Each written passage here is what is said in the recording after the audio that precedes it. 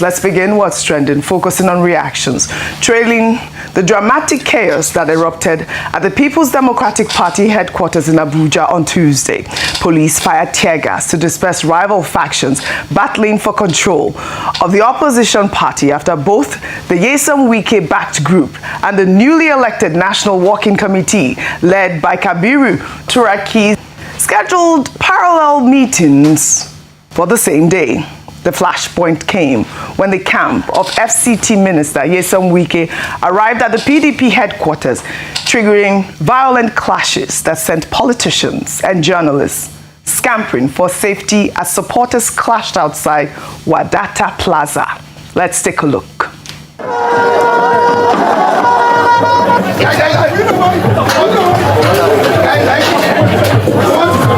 Oh my God! Oh my God!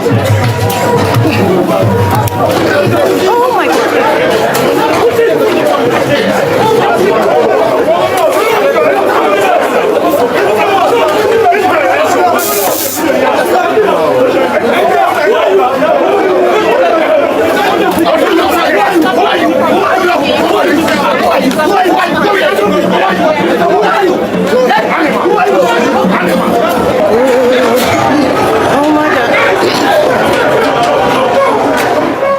This was so disgraceful. Well, the PDP alleged that security operatives shot some of their members. I mean, this is quite a shocking revelation. Meanwhile, in a stunning appeal, the national chairman of the People's Democratic Party, Kabiru Turaki, publicly called the U.S. President Donald Trump to intervene and save democracy in Nigeria. Speaking to journalists after gaining access to the PDP secretariat, Turaki stated that what is at stake is not just genocide against Christians in Nigeria, but that democracy is under threat. Let's take a look. I want to call on President Trump. What is at stake is not just genocide against Nigerian Christians. He should come and save democracy in Nigeria. Democracy is under threat. I'm calling on all other developed nations, all advanced democracies, come and save Nigeria, come and save democracy. Because I cannot understand how a serving minister of the Federal Republic of Nigeria will be leading talks, armed talks, and then with the active connivance or support of the police to come and create mayhem here. I have said it, we are willing to lay down our lives to protect our office, to protect our democracy, to protect our mandate.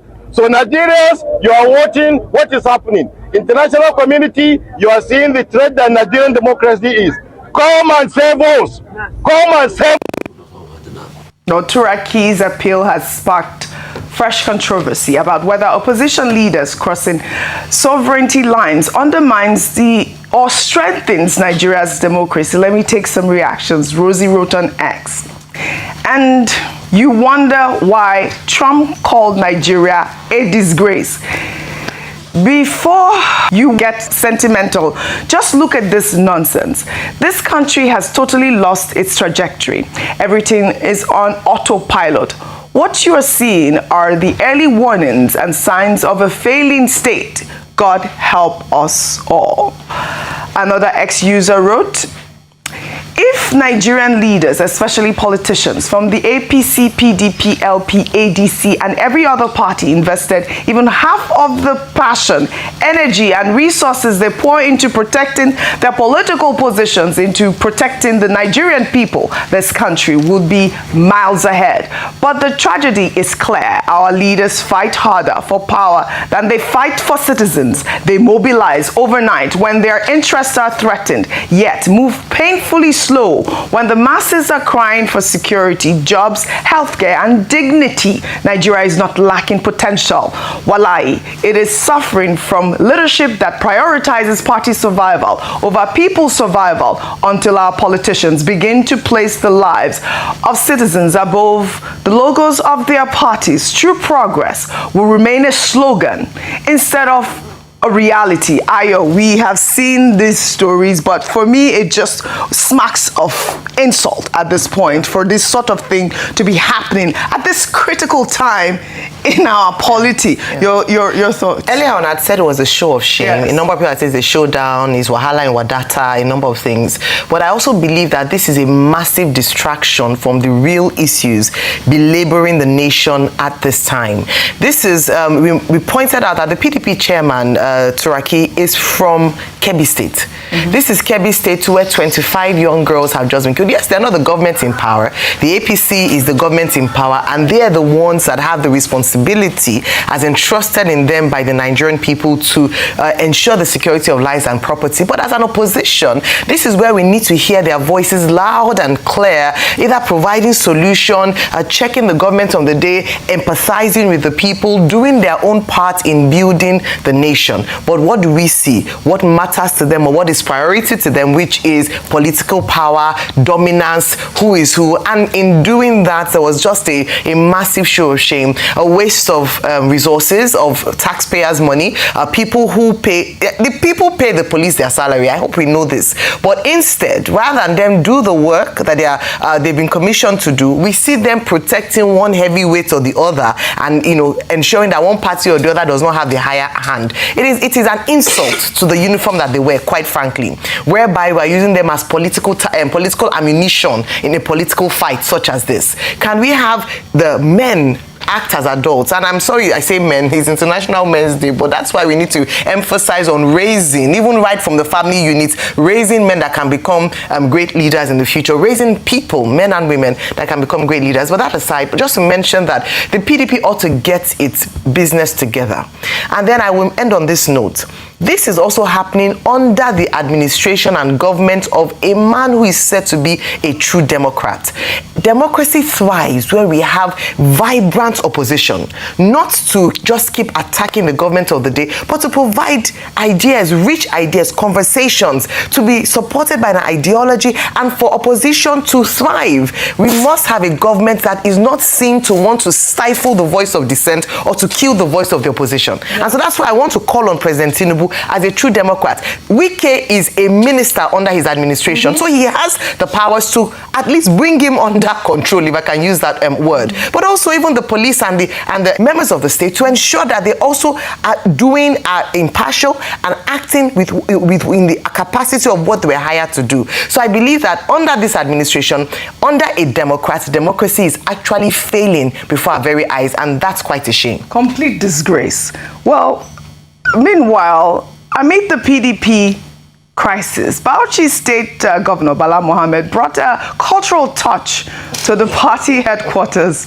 Traditional dances performed at Wadata Plaza, offering a brief respite, I guess, from the political tensions gripping the opposition party.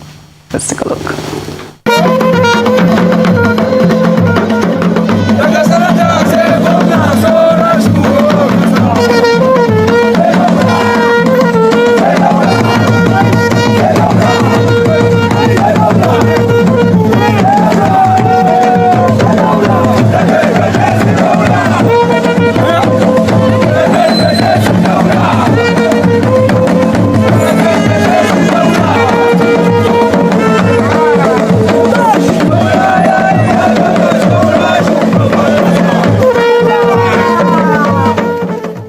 Dr. Mati, over to you.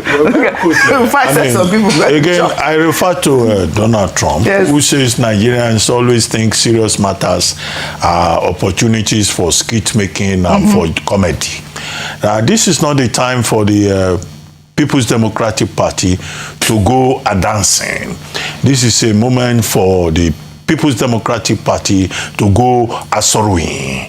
In other words, this is not the occasion for dance or comedy, because what is happening is that the party that was once described as the largest political party in the whole of Africa, with some of its members boasting that they will be in power for 50 years, has imploded. And it's in a serious crisis. How to resolve that crisis is what is important. Because as the major opposition party in Nigeria, it has a role to play, not just in terms of looking for power, but also in terms of the prospects of national stability. What they have done in the PDP simply is to achieve the objectives of the APC, to hand over, as I said yesterday, a second term on a platter of gold to President Bola Ahmed Tinubu. And let nobody come after the 2027 election and say, oh, they rigged the election. The election has already been won and lost. Even the Labour Party headquarters is no longer functioning because there is crisis between Nadi Usman